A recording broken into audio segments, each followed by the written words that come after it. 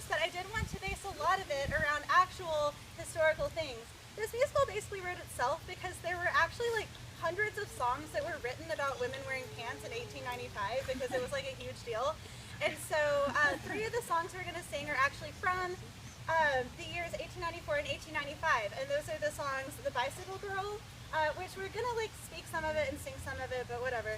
And the song Sleep My Bicycle and also Daisy Bell are actually from the 1800s. I also threw in a little bit of Victorian era slang, which I hope you'll be able to get through context clues. And what else is historically accurate? There was one other thing I wanted to say. Oh yeah, we're going to do scene changes by listing off from a list of cycling don'ts for women that appeared in a newspaper in Nebraska in 1895. 1895 was a really big year for like women wearing pants and cycling. That was like what was happening that year. Yeah, this musical, I've been wanting to like perform this for 5 years. It's gonna be kind of rough because I like live in Olympia and I came down and we just had time for like 2 practices, but it's still gonna be really fun even though there's like not music to it and everything's gonna be a little janky, but it's still gonna be so fun and I'm so glad we're like all on this journey together. And I want to bring it down a little bit and first of all just acknowledge the thing that happened late last night when 50 people were murdered at a gay bar in Orlando. And there's a vigil that is happening right now that we are going to be cycling to as a group after this happens.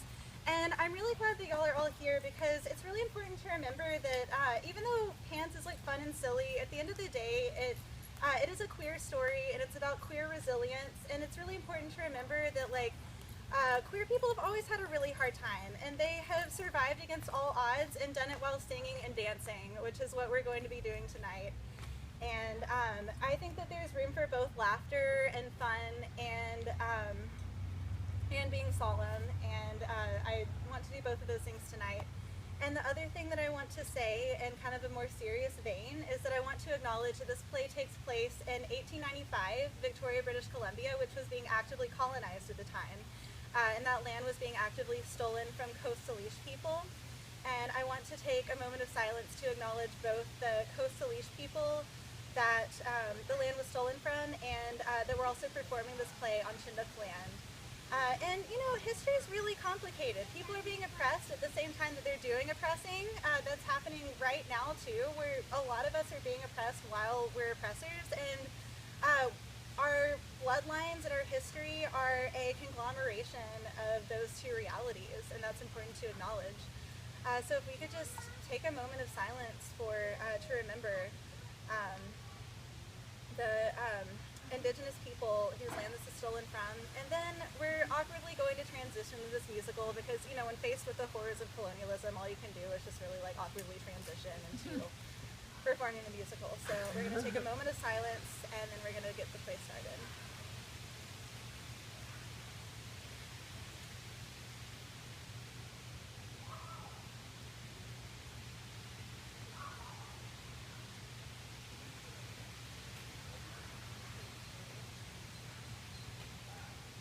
So without further ado, pants!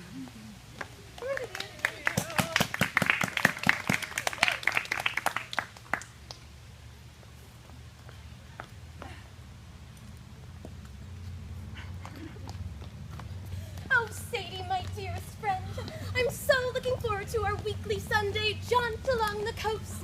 I would much rather be here, reveling in the sunshine and beauty of nature, than sitting in a stuffy old church building. Oh, looks like we haven't escaped church just quite yet. Oh my, what is he doing here? I didn't come to the beach to be proselytized to. Haven't you heard? Church attendance has become low that preachers have taken to giving sermons along bicycling routes in hopes that people will listen. Oh, he's speaking about bicycles. Let's have a listen, shall we? Right. Okay. Thou shalt not eat the bicycle.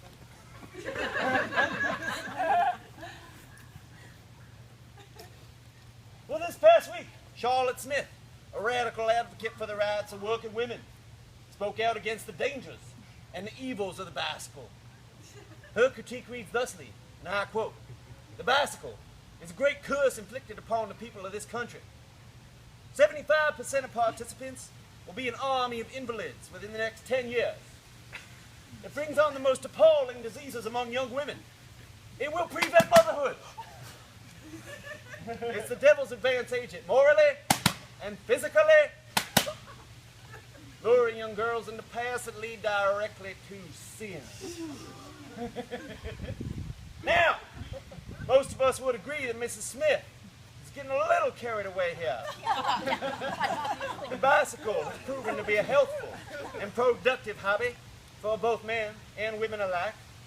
Although the scientific community has not yet taken a stance on the issue, exercising does not seem to be making women sterile as was previously thought. There's no way for me to know this yet, but I have a feeling that maternal deaths will actually drastically decrease in the coming years. It seems that displacing your internal organs with corsets is not beneficial to childbearing, and perhaps more people will soon shed these cumbersome garments, as they are difficult to bicycle in. And it's mere speculation, but it seems that people who spend more time in the sun are less likely to get rickets, leading to fewer pelvic deformities and maternal deaths. Perhaps men should forego their love of the pasty, white visage which we have come to cherish in our women, and allow them to occasionally go out of doors. Now that the youth are allowed to view the countryside without a chaperone, they do not seem to be jostling off to participate in lustful, satanic rituals. They instead seem to be enjoying the crisp, clear coastal air and scenery. Oh yes, the bicycle does in fact appear to be a vehicle for the betterment of society. However, the youth of today, especially the women, must be diligent to guard your purity and modesty. Thankfully, we are continuing in the civilized tradition of covering from head to toe with wool in the heat of summer, so people will continue to pass out from heat exhaustion, just as the good Lord intended. But many of you know those hideous, dastardly rumors of women wearing pants, especially in the devil's own kinky private torture chamber, San Francisco. Well, I'm here to tell you today, those rumors are true.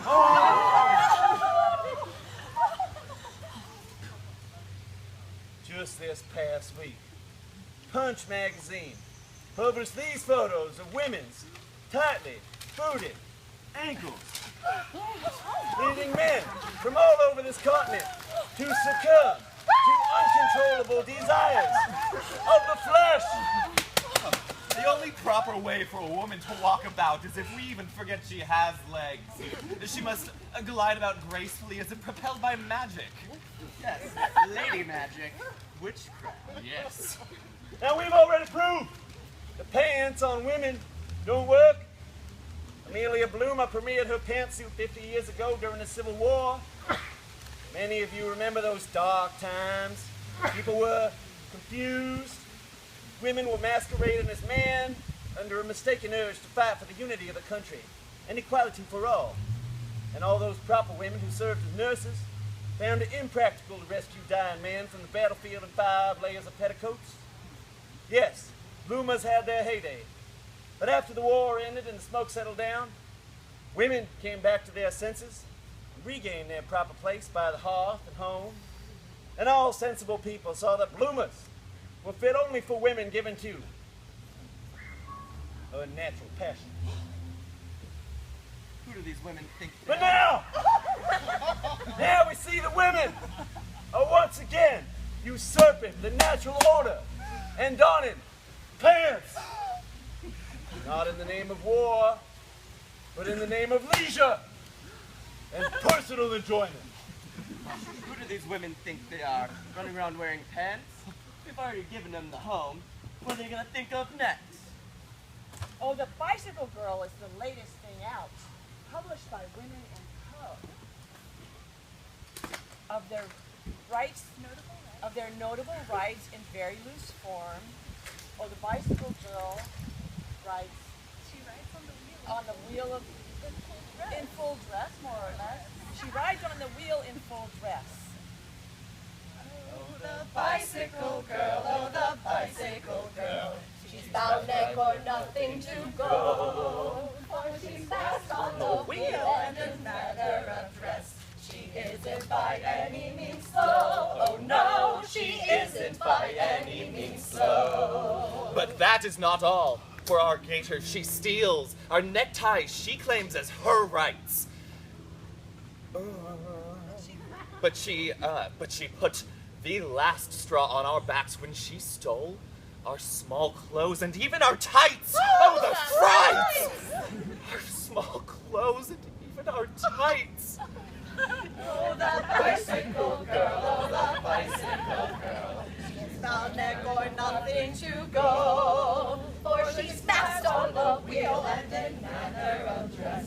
She isn't by any means slow. Oh no, she isn't by any means slow.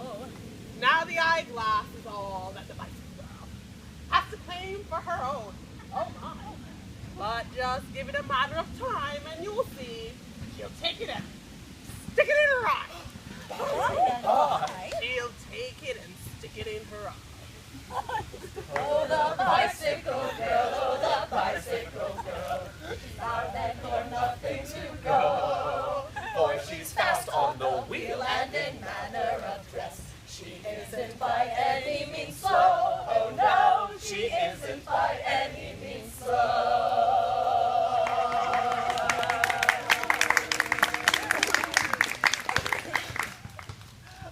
ridiculous. Absolutely. Women wearing pants! Next thing you know, they'll be wanting to wear monocles. Equal dress, then equal vision?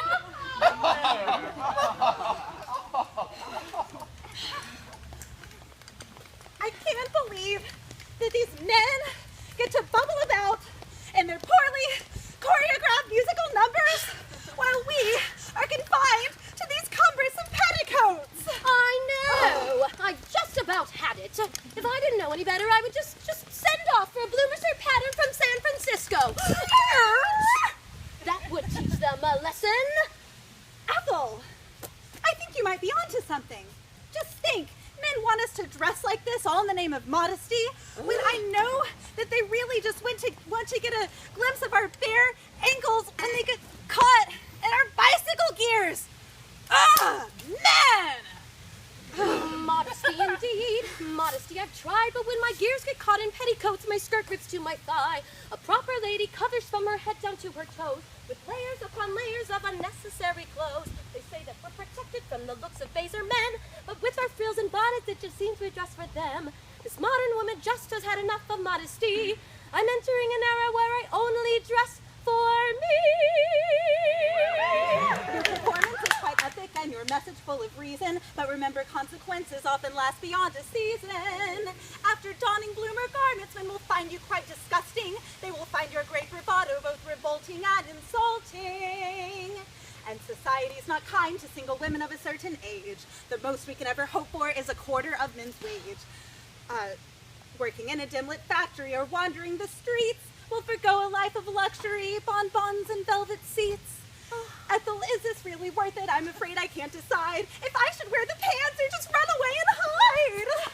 Well, the decision is yours, but I've been thinking about it for a while now, and I know I would be much happier slaving away in a factory making my own wages than wasting away in someone else's hearth and home. Sadie, I must wear the pants! Ethel, you're such an inspiration. It's true. Somebody has to set the example. I mean, we could live in a world where women could wear pants anytime they want to. Maybe that world could come in 20 years? 30, 50, 70, 80?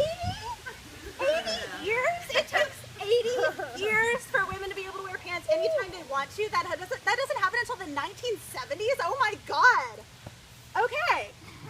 Well, just imagine a world in 80 frickin' years where women can wear pants anytime they want to.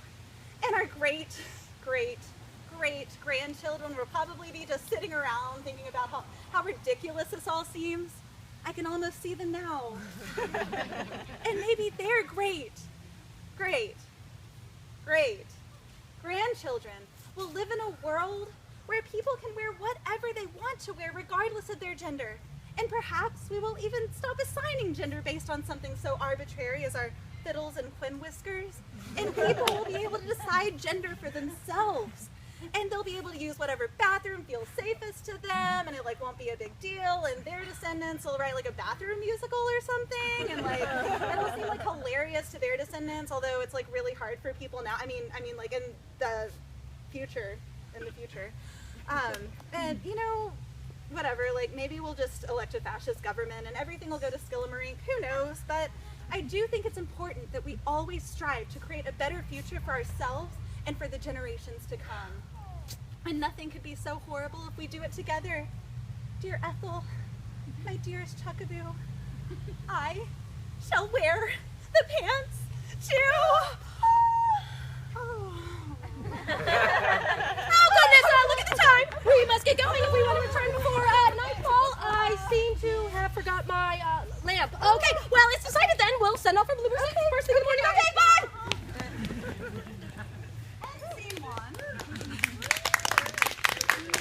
Don't coast. It's dangerous. Don't cultivate a bicycle face. Don't wear a garden party hat with bloomers. Women must be escorted after dark. Don't wear kid gloves. Silk is a thing. Don't try to show off your muscles while you're riding. Don't race. Leave that to the scholars. If you encounter a cow, don't scream. If she sees you first, she'll run. Don't ignore the laws of the road because you're a woman. Make sure you don't have your clothes all matchy-matchy. Don't wear tight garters. Don't criticize people's legs. Don't chew gum. Exercise your jaw in private. Scene 2, the pets.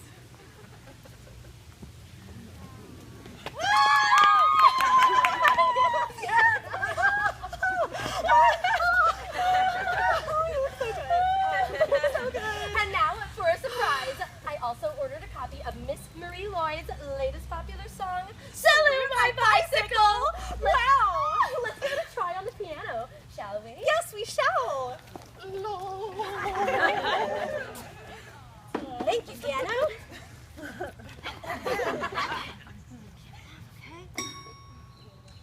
You see, I wear the national dress. Well, how do you like me, eh, boys? It fits me nicely, more or less, a little bit tasty, eh, boys? When on my bike I make a stir, girls cry, my word! Men cry, ew,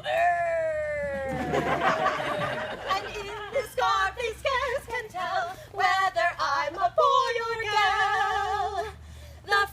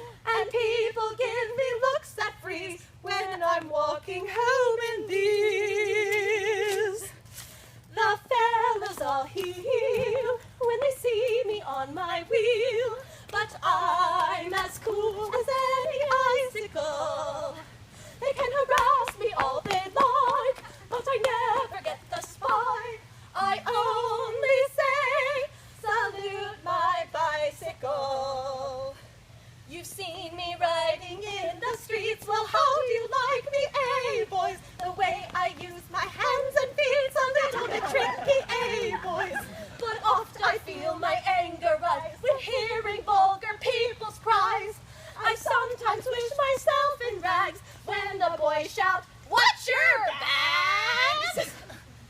The fellas all feel when they see me on my wheel, but I'm as cool as any icicle. They can harass me all they like, but I never get the spike. I only say, salute my bicycle.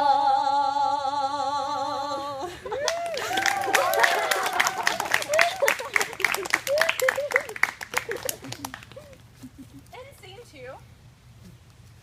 Don't imagine everyone is looking at you. Don't ride in your brother's clothes to see how it feels. Don't wear loud-hued leggings. Don't wear a garden hat with your bloomers.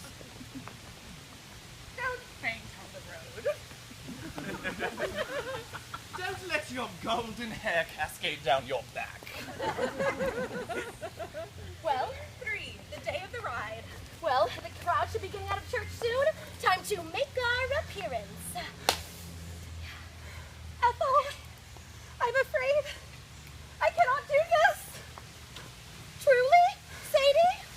After all we've been through, do you choose to tell me this at this very moment? I'm sorry, but wearing pants just feels too good. I'm afraid that if I wear them now, I'm just never going to be able to take them off. Well, what do I do now? We paid a pretty penny for these outfits, and I had such resolve. The crowd should be dissipating soon, retiring to their luncheons and afternoon naps. I must make a decision. Ethel, I have faith in you. I know you can do this, but you must do this alone. And remember that I have a twin sister, so if there's someone harassing you in just a few minutes... It's not you, me, I wouldn't it's expect not that me. yet. Very well then. Here I go. What a scandal! What a sign for reading in their underwear in broad daylight! Was that a touch of skin? This is my life, a horrible sin! Us women are the weakest sex, prone to moral failing, with our scandalous skin and bosoms, and the men we all are baiting. Our petticoats protect us from the men who might accost us. By the time they reach the fourth or fifth, I fear they might have lost us. Not like those peddling harlots who are really tempting fate, who say, "Feel my muscle," to try and find a date. The police sprung into action. Women's freedom they detested. You wear that bloomer suit again, you'll surely be arrested.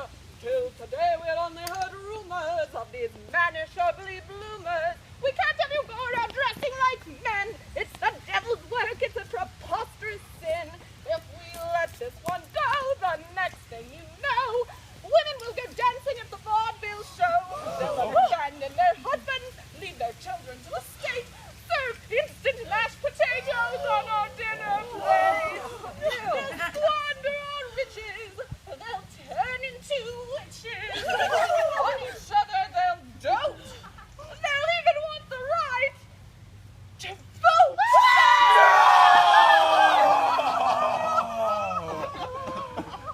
Have you nothing better to do than harass me while I'm out? I don't understand what this kerfuffle is about. Why is it that a strong woman is what men fear? We all deserve the right to wear these pants upon our rear. And if you think that what I'm wearing now is really crude, well, just you wait! In 100 years, Cascadians will be cycling in the nude. Once a year next Saturday, you should totally go, I'll be at Ortamit. I'll turn my bike around, yes, you cops have won today. But the wheels of change are coming, and I'm here to lead the way. We can be good wives and mothers if we choose this life to spend.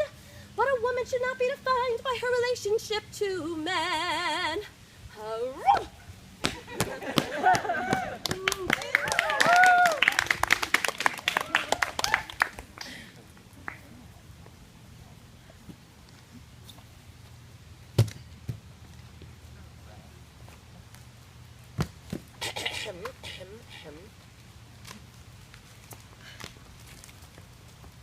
Victoria, BC, March 25th. The police have decided that bloomers are not an acceptable streetwear even when worn as a cycling costume and have taken steps to enforce this decision. Miss Ethel Delmont is an enthusiastic wheelwoman, pretty and graceful. Oh, I'm flattered. Last week she made her appearance in the bloomer costume, and if Lady Godiva herself had essayed a repetition of the famous ride, the sensation could not have been greater. The town came forth to gaze, and for a moment the police were petrified with amazement. Is Victoria, BC really that behind the times? Then they were aroused to action. Aroused to action? And Miss Ethel was informed that a repetition of her appearance in the bloomer costume would result in a court police summons on the ground of creating a disturbance on a public street. Oh, you rebel! Insane.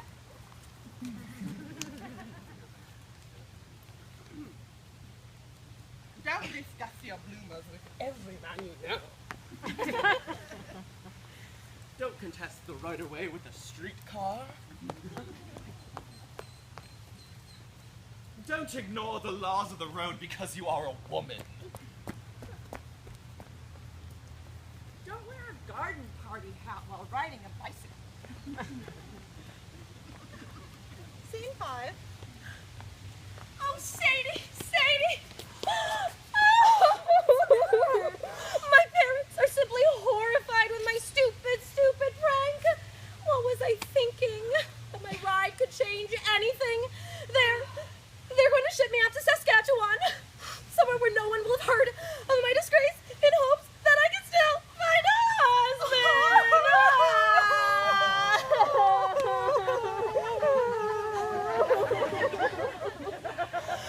Oh, how dearly you must pay for your few minutes of freedom. I can't even imagine my life without you, Sadie. I know I have so little to live for without you, Ethel. If only I could accompany you. If only. Or perhaps. Perhaps what? Please tell me if you have any fact at all that could save my fate. Well, I've heard that they have recently expanded bike routes along the coast. Much farther than we've ever been on our little Sunday jaunts.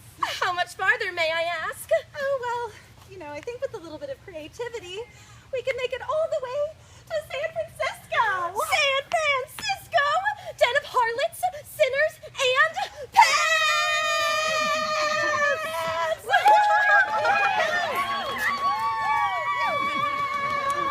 Okay, let's get ready. Okay.